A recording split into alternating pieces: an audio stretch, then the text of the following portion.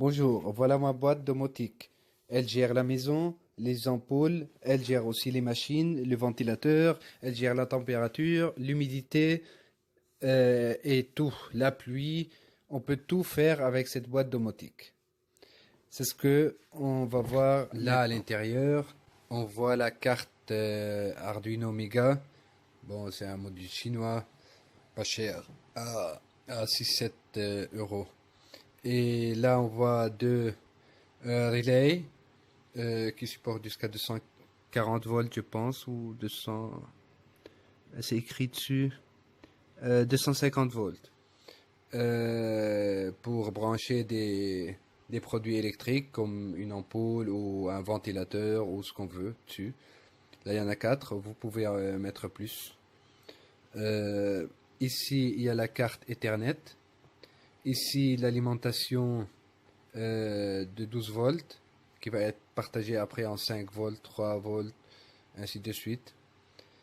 Et j'ai aussi branché des câbles sur les A0, A1, A2 et d'autres pins aussi pour au cas où j'ai besoin d'ajouter un module comme un détecteur de fumée ou quelque chose comme ça, ne pas avoir à démonter la boîte. Comme ça, je viendrai piquer dedans et voilà. Et je mettrai le code à jour directement sans démonter la boîte. Pareil pour ici, on va voir ça. On va voir le haut quand c'est fermé. Donc là, je vais fermer ça et on va continuer à voir ce qu'il y a dedans. La boîte fermée, c'est la boîte domotique complète. On l'a vu de l'intérieur, maintenant je vais vous expliquer de l'extérieur. Ça c'est le keypad. Donc avec ça, on peut faire tout ce qu'on pourra faire avec notre téléphone portable ou notre ordinateur. On pourra le faire manuellement ici aussi.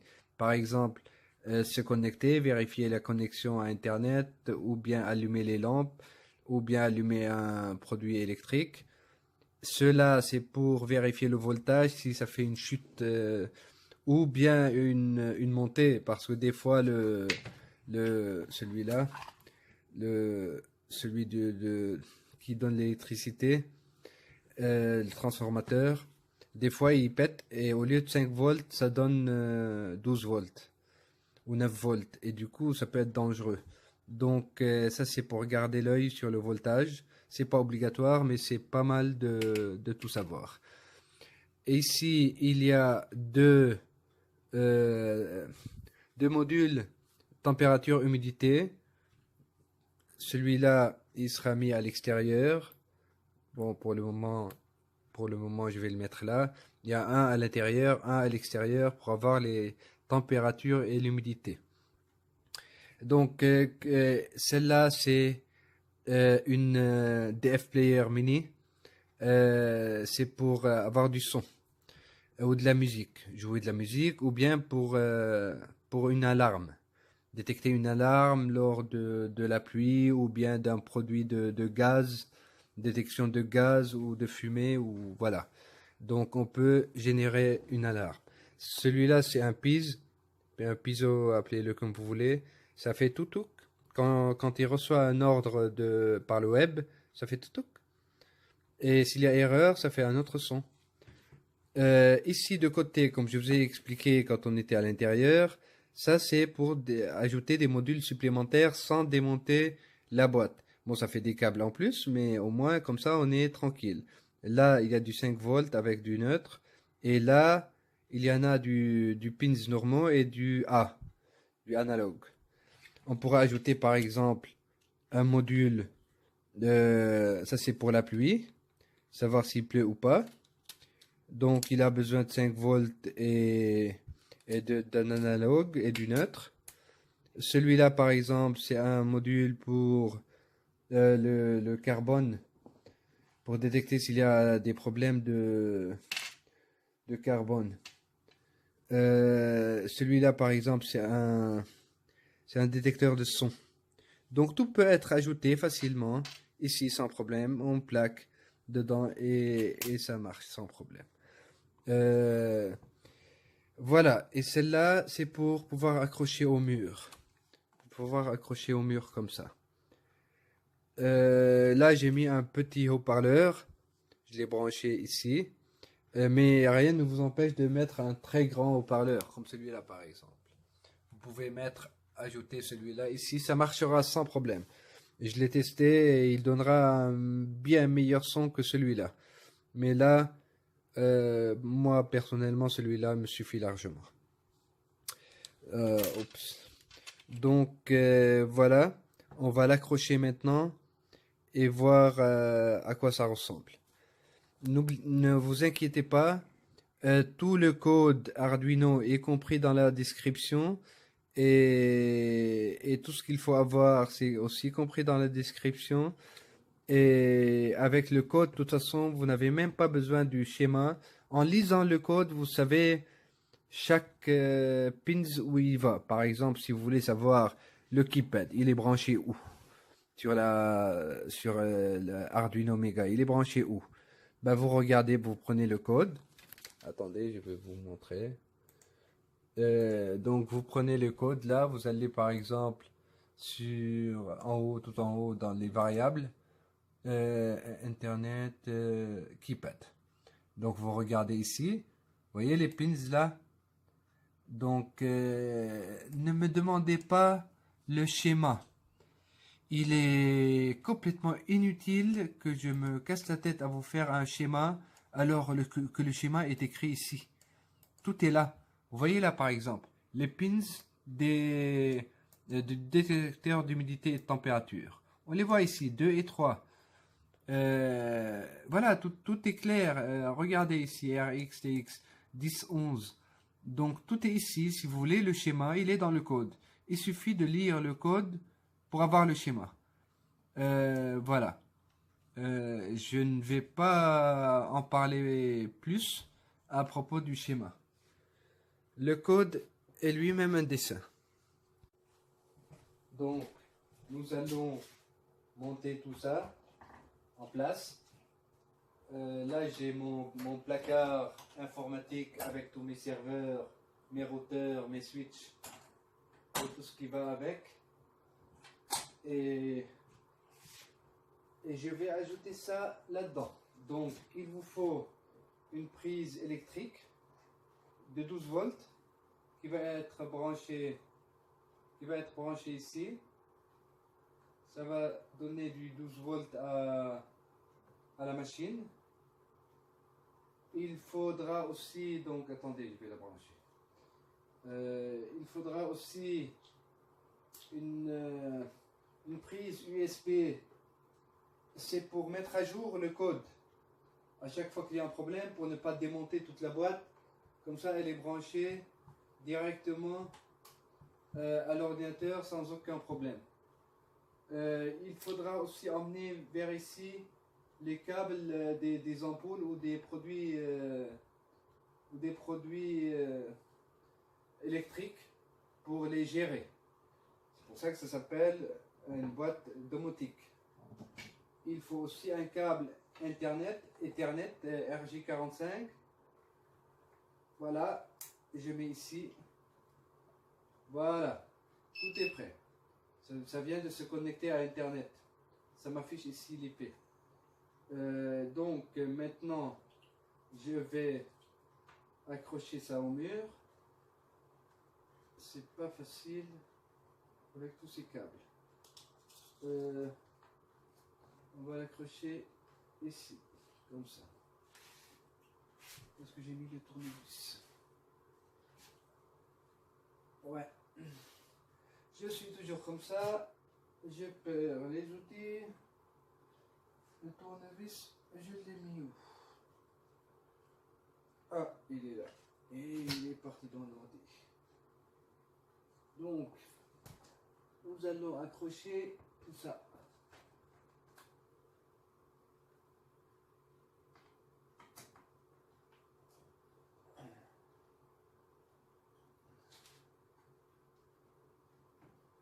Il y a quelque chose qui dérange.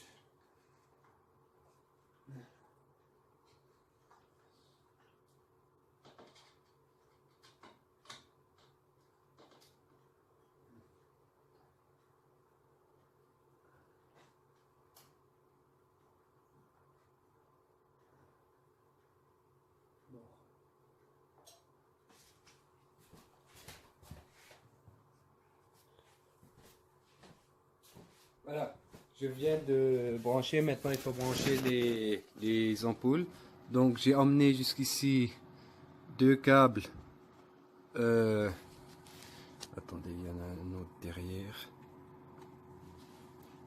Deux câbles qui proviennent de la phase de chaque ampoule. Je vais mettre ici sur les modules afin de pouvoir les gérer. Donc maintenant on voit quand même d'ici ça part la température vers l'extérieur et ça c'est à l'intérieur. Ça fait chaud parce que là c'est dans la partie informatique, donc c'est pour ça que ça affiche là à 26. Donc attendez. Et dehors il fait 5 degrés avec une humidité de 46 degrés. Dedans, l'humidité est de 32 degrés avec la température de 26. Donc, j'ai emmené ici. Il faut ouvrir la fenêtre. Bon, j'ai pas envie d'ouvrir la fenêtre, il fait froid. J'ai mis dehors le détecteur de température et d'humidité à côté des caméras. Et ici maintenant, je vais brancher ces deux câbles là. Bon, alors tout est branché. Faites attention quand même. C'est du 230 volts là, il faut pas jouer avec. Hein. Alors distinguez avec des couleurs et soyez précis. Donc on va essayer de voir déjà si on peut allumer une lampe. Ah, voilà une première lampe qui s'allume. On va maintenant allumer celle-là par exemple. Si je fais ici, puis valider, voilà. Donc le dièse, je l'ai pris pour une validation. Et les boutons, voilà, ça donne des commandes. Internet est connecté. Et tout a l'air de bien aller. J'ai envie de tester quand même, voir si par exemple la musique elle marche. J'ai pas testé s'il y a un problème de câblage.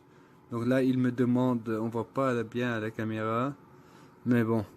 Et tout ce que je fais, l'écran aide beaucoup à savoir ce qui se passe. Donc maintenant, normalement, on va pouvoir lancer de la musique. Ah ouais. Bon, il y a un petit problème avec le son. Le haut-parleur n'est pas top. Donc, on va arrêter la musique. Voilà. Stop music. Donc, tout ce que je fais ici se fera avec mon téléphone et avec l'ordinateur, avec le web, puisqu'on est branché par Internet. Voilà, maintenant que tout est mis là, on va voir comment on va gérer tout ça depuis un écran. Donc là, c'est le code HTML, PHP et JavaScript pour faire appel du web vers la box domotique. Donc par exemple, je vous donne un petit exemple. C'est le IN4. Si on clique dessus avec le web, il va envoyer, disons, la commande 88. La commande 88, elle va être gérée par le code Arduino. On va faire un petit exemple.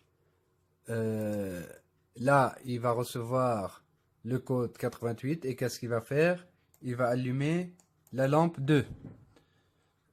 Et il va envoyer, par exemple, si la lampe est déjà allumée, et le serveur saura quoi afficher. Et ça va biper là-bas avec le buzzer beep là pour nous indiquer que la commande a bien été effectuée. Je dois maintenant que tout est bon, que tout est là-bas accroché correctement et tout. Je peux faire tout d'ici, mettre à jour le code et faire ce que je veux. Actuellement, je viens d'ajouter, il y avait dans le web le IN1 et le IN2, il n'y avait pas le IN3 et le IN4, donc 7788 et 7788, ça va pas.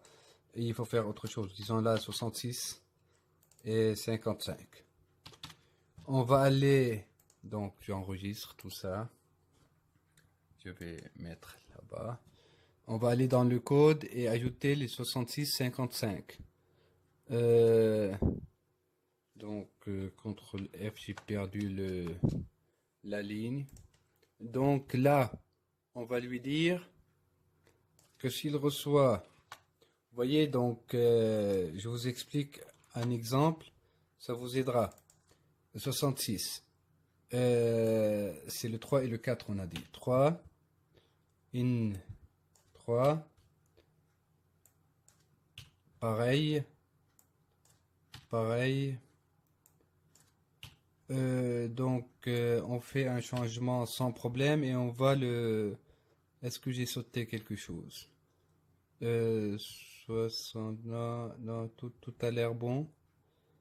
Est-ce qu'il y a un autre endroit où il faut encore... J'ai pas mis le in4, c'est pas grave, je mettrai après. Voilà, donc on va mettre à jour l'application, le code. Il dit qu'il y a un problème avec le S. Oui, qu'est-ce que j'ai fabriqué ici? Je ne sais pas ce que j'ai fabriqué.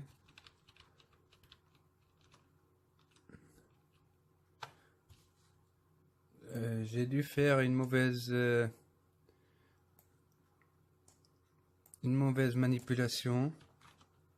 Donc, on va corriger tout ça. Voilà. Voilà, donc on va mettre à jour. Les lampes se sont allumées parce que la machine s'est éteinte. Donc là, dès que la machine s'allume, je vais vous montrer. Et le code est en train voilà, ça s'est éteint. Et là, il va aller chercher de se connecter à Internet. Vous voyez, il vient de se connecter, il donne l'adresse MAC et l'IP. Et maintenant, c'est bon. Donc la machine est prête. Et on peut faire un test en direct. Donc, j'avais ici. Donc, maintenant, si je rafraîchis la page, vous entendez là-bas le bip et il va afficher les informations. Donc, le web vient de recevoir de la machine toutes les informations de la maison. La température intérieure 25, l'humidité 31, la température extérieure 4, il fait 4 degrés et l'humidité 47. Et ici, il y a des commandes avec la caméra de l'entrée que je peux gérer. Bon, je vous expliquerai après. C'est un autre projet, une autre boîte qui envoie des commandes à celle-là aussi pour la détection de mouvements et tout ça en envoyant une photo au serveur. Je peux même redémarrer la boîte d'ici au cas où elle a bugué, il y a un problème. Regardez, je clique là, elle sonne là-bas, elle va redémarrer. Là, les lampes vont s'allumer parce que la boîte, non, ça s'est passé très très vite. La boîte a redémarré, mais ça n'a pas eu le temps d'allumer les lampes. Donc, je ne sais plus où est-ce que j'ai branché mes lampes. Mais bon, on va faire un test comme ça à l'aveuglette. Si je clique sur celle-là, voilà, ça a allumé la lampe. Donc, vous remontre à nouveau. Regardez là à droite, et je vais cliquer sur le bouton. Vous voyez, in 3 high. Maintenant, si je clique dessus, la lampe va s'éteindre et il va m'afficher in 3 low. Donc voilà la communication entre le web et la boîte domotique. Voilà, je pense qu'on a tout expliqué. N'oubliez pas d'aimer et de partager, de faire vous-même le projet et de l'améliorer. Personnellement, je vais ajouter ces 3 modules pour encore mieux gérer ma maison. Comme j'ai un poêle, j'ai là-bas un poêle à bois, c'est un poêle à granulés. J'aurais bien mesuré, je veux bien avoir l'œil sur le carbone CO que je respire et voir si tout va bien quand le poêle est allumé. Parce que c'est une odeur qu'on sent pas, qu'on peut pas. C'est même pas une odeur, c'est invisible, une odeur invisible si vous voulez. Ça serait bien de mesurer pour voir s'il y a des problèmes. Pour le son, quand je suis pas là et qu'il y a un son dans le bureau, peut-être il y a un problème. Donc là, ça m'envoie aussi des notifications. Celle-là, c'est pour la pluie, pour savoir s'il y a de la pluie dehors. Donc, je vais les ajouter à mon projet. Voilà, faites le projet et laissez vos commentaires.